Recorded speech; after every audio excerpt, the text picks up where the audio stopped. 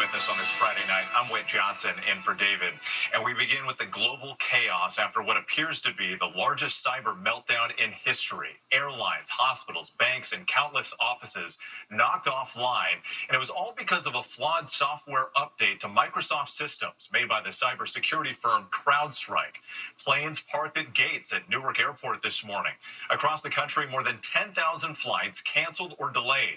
Passengers waiting at the airport in Atlanta, one of the most affected areas. Reports of 911 services interrupted. Some hospitals canceling elective surgeries. Disruptions at FedEx, even this Starbucks in Austin. Tonight, CrowdStrike is reassuring the public the outage was not due to a cyber attack, saying they are scrambling to get everyone back online. But the scope of the disruptions, a stark reminder of our dependence on technology and our cyber vulnerabilities nationwide. ABC's Ariel Reshef leads us off at LaGuardia Airport here in New York.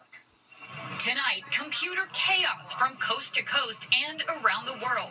Tens of thousands of flights canceled and delayed after what many are calling the largest global IT outage in history. 911 systems, hospitals, banks, courts, and especially airports practically brought to a standstill. That screen is not normal. Information displays at American airports showing that so-called blue screen of death error message.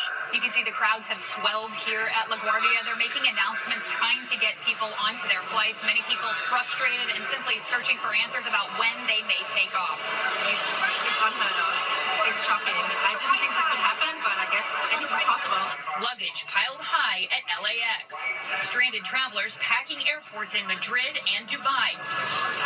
Some airlines resorting to handwritten boarding passes. The massive meltdown happening overnight after CrowdStrike, the world's second largest cybersecurity company, says it issued a routine Microsoft Windows software update, but that update had a bug in it that rendered computers useless. It even affected shipping, causing traffic jams at ports in Newark and in Los Angeles. The Department of Homeland Security reporting delays for patients at hospitals. The outage hit 911 systems in multiple states, officials advising people with emergencies to call their local police or fire department directly. The outage affecting point-of-sale systems at Starbucks and grocery stores. CrowdStrike deploying a fix around 5:30 a.m. Eastern Time. CEO George Kurtz apologizing.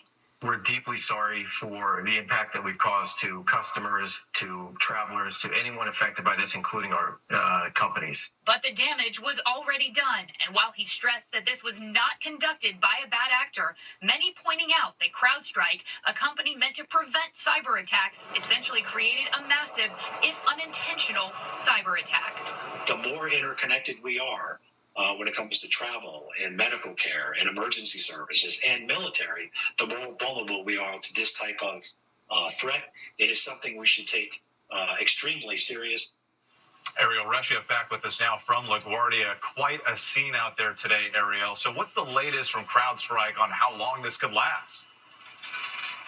Well, as you can see, it's pretty empty here at LaGuardia, as it seems that people have heeded the airline's guidance to stay home, check flights before heading to the airport. As for CrowdStrike, the CEO saying it could be some time before some systems are fully back online. And in the meantime, the company is warning that malicious actors could take advantage of this situation. So they're urging their customers to stay vigilant.